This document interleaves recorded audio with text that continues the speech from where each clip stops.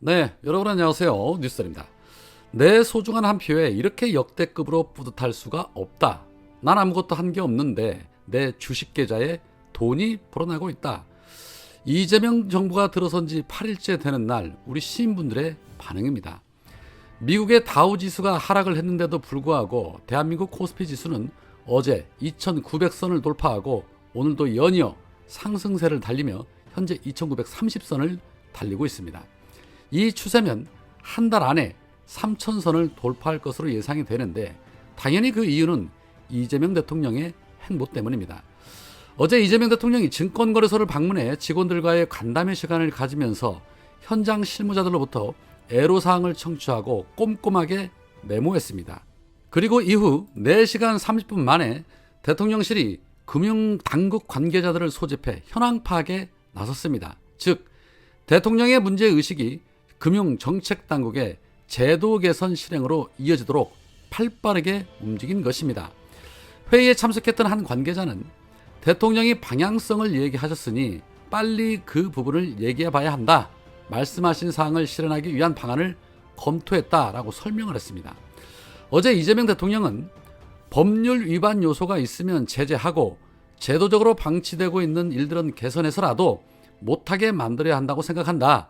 대한민국 주식시장에서 장난치다가는 패가 망신한다는 것을 확실하게 보여주는 첫날로 삼겠다라고 말했는데, 자, 여기서 중요한 것은 단순히 혼자 정책을 주장하는 것이 아니라 아예 처음부터 직접 실무자들에게 찾아가서 실무자들이 직접 겪고 있는 생각을 마음껏 말하게 하고 그들의 입을 통해 문제점과 대응 방안이 드러나도록 한다는 것입니다. 누구마냥 대통령이 그냥 혼자 떠들면 일방적인 지시가 되는데 실무자들이 문제를 제기하고 본인은 거기에 맞장구를 쳐주며 지시를 섞는 방식이면 시스템 자체의 문제로 인식이 되고 윗사람들도 대처 방안을 잡기가 좋아질 뿐만 아니라 이에 반대하는 국민들 역시도 없어진다는 것입니다. 이게 바로 이재명 대통령의 효능감입니다. 어제도 북한을 향한 대북 확성기 방송 중단을 지시했습니다. 그러자 북한 역시도 귀신 소리 나는 대남 확성기 공격을 중지하고 잔잔한 노래 송출로 바꿨습니다. 북한과의 사전 조율이 없었지만 북한 역시도 이재명 대통령의 의지와 진정성을 읽은 겁니다. 이렇게 평화 모드로 가야 경제도 살고 모두가 사는 길 아니겠습니까? 불과 일주일 조금 넘었을 뿐인데 이렇게 나라가 달라질 수가 없습니다. 앞으로도 내 소중한 한 표 때문에 더 많이 놀라고 더 뿌듯한 일이 많을 것이다. 그렇게 기대합니다.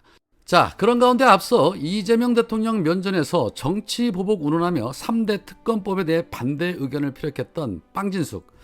자신의 임기를 끝까지 고수하겠다는 강한 의지를 피력한 바 있는데 과연 버틸 수 있을까요?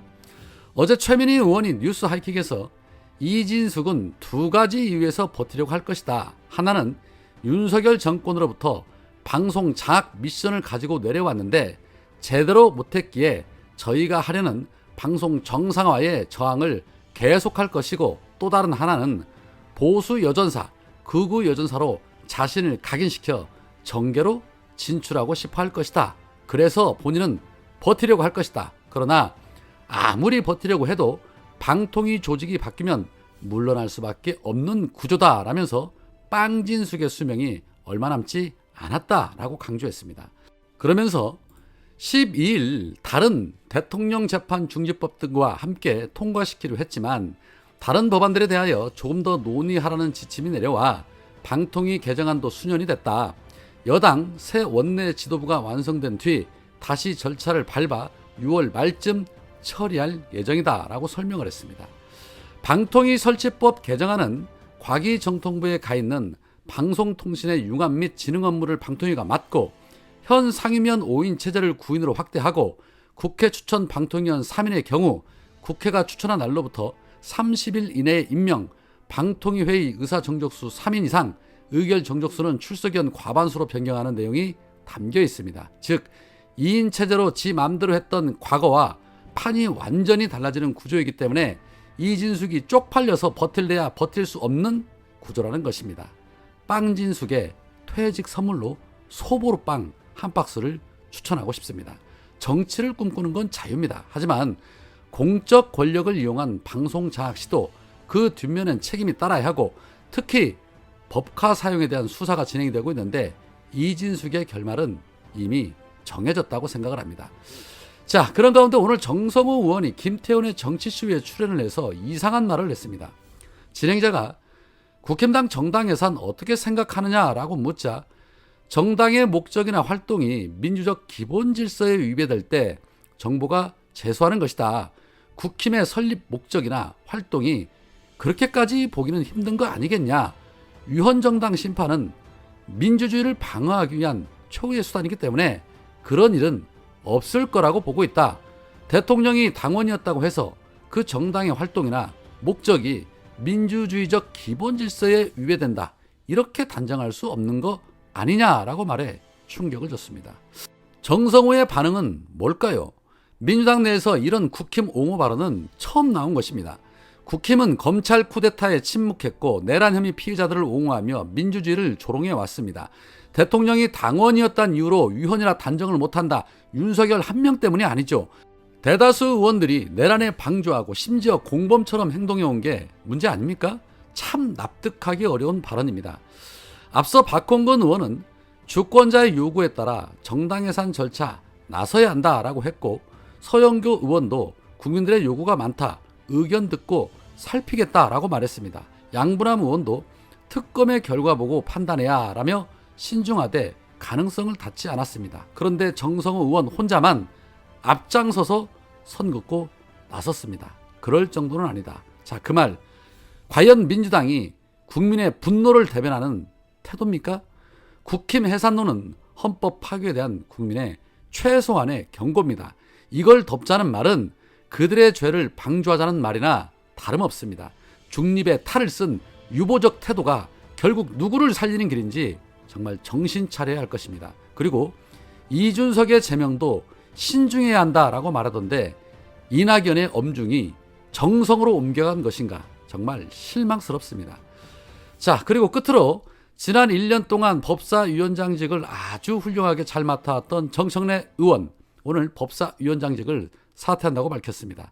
지난 1년 동안 법사위를 보면서 시원함과 통쾌함을 느끼고 또 때로는 웃음도 선사를 해주면서 효능감을 제대로 보여주셨는데 참 많이 아쉽습니다. 앞으로도 더 좋은 의정활동 하실 것이라 믿고 응원하겠습니다. 강유정 대변인의 발언으로 마무리하겠습니다. 먼저 특검 임명 관련 브리핑하겠습니다. 대통령실은 어제 우원식 국회의장으로부터 내란 특검법과 김건희 특검법, 최상병 특검법 등 이른바 3특검 법안에 대한 특별검사 임명 요청을 받았습니다. 대통령실은 같은 날 위 사건을 수사할 특별검사를 임명하기 위해 더불어민주당과 조국혁신당에 각각 특별검사 후보자 추천을 의뢰했습니다. 두 번째 브리핑하겠습니다. 이재명 대통령은 오늘 오전 9시 30분부터 약 25분간 렁끄엉 베트남 국가주석과 취임 후 첫 통화를 가졌습니다. 당선 직후 축전을 보냈던 끄엉 주석은 통화에서도 이 대통령이 재임 기간 중 많은 성과를 거두기를 바란다며 다시 한번 따뜻한 축하 인사를 전했습니다. 이 대통령은 양국 관계가 1992년 수교 이후 교역, 투자, 인적 교류 등 제반 분야에서 눈부시게 발전해온 것을 높이 평가하고 앞으로도 한 베트남 포괄적 전략 동반자 관계를 더욱 발전시켜 나갈 수 있도록 끄엉 주석과 긴밀히 협력해 나가기를 희망한다며 밝혔습니다. 끄엉 주석은 공감을 표하고 베트남의 경제 발전 및 고도화를 추진하는 데 있어 신뢰할 수 있는 핵심 파트너인 한국과의 관계 강화를 희망하며 이를 위해 적극 협력해 나가자고 했습니다. 두 정상은 양국 간 협력을 포괄적 전략 동반자 관계에 걸맞게 고속철도, 원전 등 전략적 협력 분야로 확대, 심화해 나가기로 했습니다. 특히 이 대통령은 베트남에 진출한 우리 기업들이 원활한 활동을 위해 각별한 관심과 지원을 당부했고 끄엉 주석은 이에 긍정적으로 화답했습니다. 끄엉 주석은 이 대통령의 베트남 방문을 초청했으며 이에 대해 이 대통령은 베트남을 방문해 양국 관계 발전을 위한 심도 있는 논의를 갖길 고대한다고 하고 에이펙 등을 계기로 양국 고위급에서 활발히 교류해 나가자고 했습니다. 세 번째 브리핑입니다. 북한 대남방송 중지 관련 브리핑입니다. 다시 하겠습니다. 어제 오후 2시부터 우리 군이 대북 방송을 중지했습니다. 이후 오늘 합동 참모 총목 죄송합니다. 다시 읽겠습니다. 어제 오후 2시부터 우리 군이 대북 방송을 중지했습니다. 이후 오늘 합동 참모 본부가 북한의 대남 소음 방송이 청취된 지역은 없다고 밝혔습니다. 현재 군은 이와 관련 북한의 관련 동향을 예의주시하고 있습니다. 마지막 브리핑입니다. 강훈식 대통령실 비서실장이 대통령실 업무 도중 쓰러져 입원한 직원을 어젯밤 병문안했습니다. 이재명 대통령은 페이스북에 직접 글을 올리며 직원을 걱정하고 격려했습니다. 해당 직원은 대통령실에 파견돼 인사검증 업무를 담당해 왔습니다.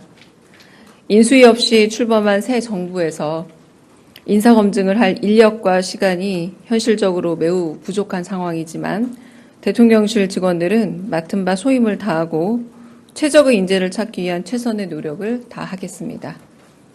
이상입니다.